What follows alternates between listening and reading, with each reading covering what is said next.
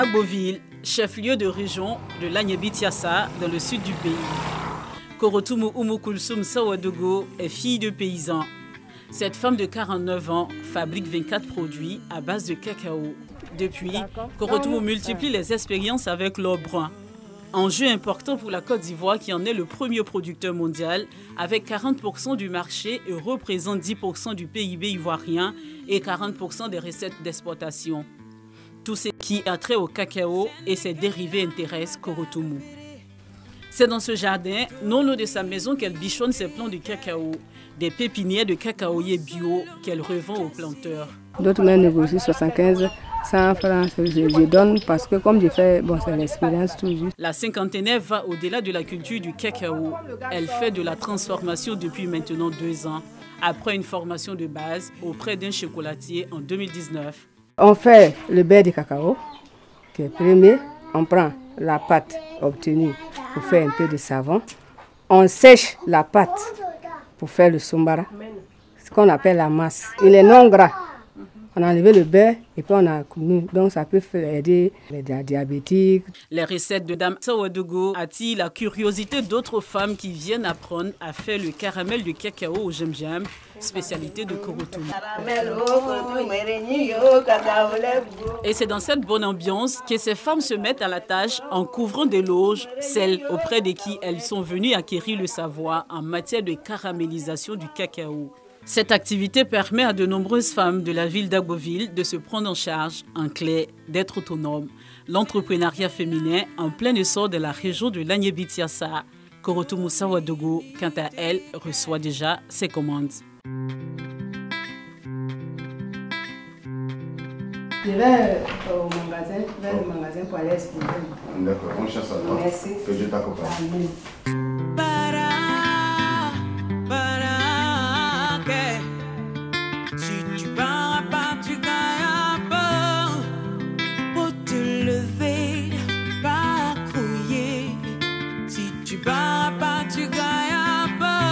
Beaucoup plus loin d'ici, à 100 km d'Agboville, à Kokoti-Kwamekro, village situé avant le barrage de Tabo, une centaine de femmes s'est lancée dans l'entrepreneuriat. Ces femmes, des danseuses à la base, ont ajouté une autre corde à leur arc en créant une association pour entreprendre. Il s'agit de l'association Akwaba. On ne voulait pas rester sur danse, c'est ça, on veut grandir. C'est là on a épargné. Épargné là même, on a vu qu'il y a l'argent dedans. Avec le revenu de leurs prestations de danse et les cotisations des membres de l'association, elles ont mis en place le fonds avec, un fonds qui permet à ces femmes de se lancer dans l'élevage avec 50 têtes de moutons et quelques pintades. Chaque lundi, toute femme dépose une somme de 1 000 francs. Mais la bas limite, c'est 5 000. C'est selon les moyens de chacune d'entre nous. En fin d'année, on se regroupe et on fait le partage. J'occupe des moutons, association. Je peux avoir l'argent facilement pour payer mes enfants. Les danseuses de l'association Akwaba, toutes des productrices de cacao, veulent diversifier les sources de revenus. Sur conseil de Begré Kwadjo, PCA de la coopérative ETC, ce matin, elles prennent part à un appel à projet initié par le GIZ, Agence de coopération internationale allemande pour le développement. Ils viennent nous appuyer et que c'est à la COP de s'organiser pour pouvoir faire. On va soutenir les dames, leurs responsables, à pouvoir trouver des partenaires, des clients et de pouvoir enlever tout ce qui sera produit par ces dames-là. Nous laissons ces femmes à leur activité et nous nous rendons de l'autre côté du barrage de Tabo, toujours dans le sud du pays, où les femmes des villages de Kotiessou et Ndenou s'activent tous les mardis nuit pour convoyer la banane plantée à Abidjan. Ça, au village ici, c'est 4 à 1000 francs. Et quand on fait les calculs, on voit que si chaque régime, on peut avoir au moins 250. Ça, avec les 250 là, on essaie de faire les va-et-vient. Ça me rapporte beaucoup. Si il y a le moment où ça tombe bien, où si tu as eu un peu arrivé là-bas, tu trouves pour toi un peu. C'est à Dame Kwadio de faire le tour des points de ramassage des différents villages pour négocier le coût de transport avec les vendeuses de bananes. Des vendeuses de bananes à pied d'œuvre de 18h à 6h du matin et du départ de leur camion. Elles prennent le car, c'est moi qui convoie le camion. Arrivé là-bas, on décharge chacune, vend pour elle. Maintenant, quand elle finit de vendre, Elle me paye et puis moi aussi, je paye le camion. C'est à Abidjan, la capitale économique, destination des bananes des femmes de Côte-Sou et Ndenou, que l'on enregistre le plus fort taux des femmes entrepreneurs les mieux organisées. Nous avons rencontré l'une d'elles dans la commune de Koumassi au quartier Prodomo. Gisèle Sali Dago. Il lui a fallu 2 ans pour mettre en place son projet de transformation de purée de légumes. Une solution qu'elle veut rapide pour la cuisine. À la production, on va jusqu'à 500 boîtes minimum. Mais ça dépend vraiment de la réaction du marché. Dans la commune de Cocody, nous retrouvons Ida Koulibaly, une autre femme entrepreneur qui commercialise des produits locaux, poudre de grains de néré appelé soumara et du beurre de karité. Passer à l'industrialisation reste le défi majeur de l'entrepreneuriat féminin, mais pas que. Ces femmes ont aussi du mal à écouler leurs produits. Des difficultés auxquelles Rokia Toussaka, entrepreneur dans le digital, a trouvé des solutions. Depuis 12 ans, elle crée des sites internet et des applications afin de permettre aux entrepreneurs de vendre leurs produits en ligne.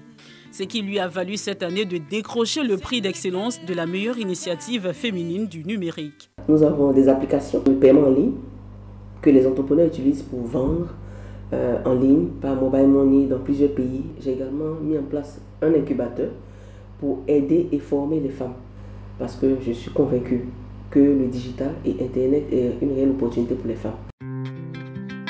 Pour booster l'entrepreneuriat féminin partout dans le monde, l'Assemblée générale des Nations unies a institué la Journée internationale de l'entrepreneuriat féminin, célébrée chaque 18 novembre. En Côte d'Ivoire, la première édition de cette journée s'est présentée aux femmes comme une opportunité en vue de donner plus de visibilité à leurs idées et créations par des panels, rencontres et expositions-ventes au cours desquelles nous avons retrouvé Korotou Sawadogo de la ville d'Abouville et bien d'autres femmes. Occasion pour Nassine Batouré, ministre de la Femme, de la Famille et de l'Enfant, de rassurer les femmes entrepreneurs. 15% des entreprises sont détenues par les femmes et les entreprises appartenant aux femmes enregistrent en moyenne des bénéfices mensuels inférieurs à 38% aux bénéfices des entreprises appartenant aux hommes. C'est donc un puissant levier à activer pour favoriser la production de richesses et le bien-être social. La Côte d'Ivoire compte plus de 10 millions de femmes selon le recensement général de la population et de l'habitat réalisé en 2014 par l'Institut national de la statistique. Une population féminine appelée à être autonome et à jouer son rôle dans la société.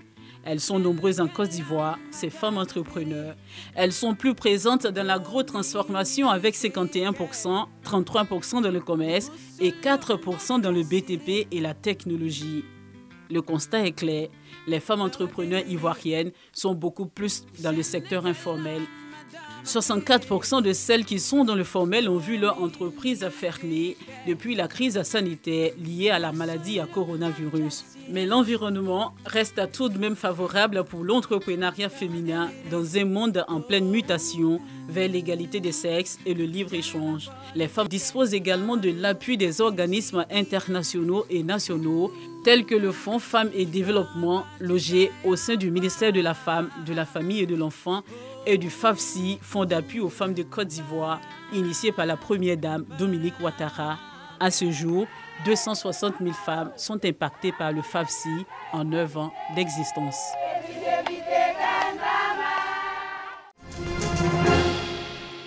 Pas de jour de repos pour les agents recenseurs depuis le démarrage du recensement général de la population et de l'habitat.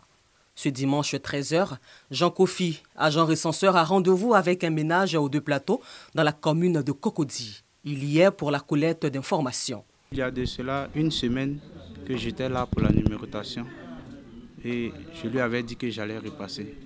Contrairement à Jean Kofi, depuis ce matin, Paul peine à travailler convenablement. Les portes de certains ménages lui sont fermées. Cette situation, il la vit depuis 2 semaines. On a tapé pratiquement 2 semaines.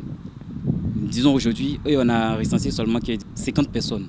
Bon, normalement, ça devait aller au-delà. Ils sont nombreux ces agents qui rencontrent d'énormes difficultés à accéder aux ménages pour la réussite de l'opération de dénombrement. Une situation qui a amené le directeur général de l'Institut national de la statistique à investir le terrain en vue de s'enquérir des réalités des agents et rassurer les populations quant au bien fondé de l'opération de recensement de la population et de l'habitat. Nous avons pris des précautions. Et tous nos agents recenseurs d'abord sont identifiés au niveau de l'INS, mais aussi pour leur identification, c'est vrai, il y a la chasuble, il y a le badge, il y a l'ordre de mission, et puis il y a des lettres de mission qui sont signées par les autorités. Je pense que c'est des éléments importants. Le 5e recensement général de la population et de l'habitat a démarré le 8 novembre dernier et prendra fin le 28 novembre 2021.